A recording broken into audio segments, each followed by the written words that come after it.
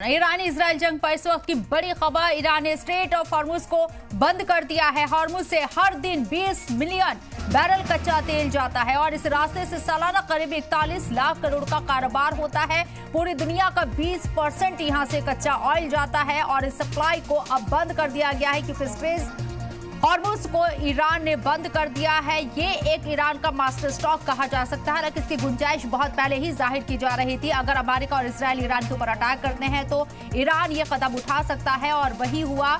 ये बड़ी खबर आपको बता रही है, ईरान के जरिए बड़ा फैसला लिया गया। ईरान इजराइल जंग पर बड़ी खबर, ईरान ने स्ट्रेट ऑफ हॉर्मुज को बंद कर दिया है।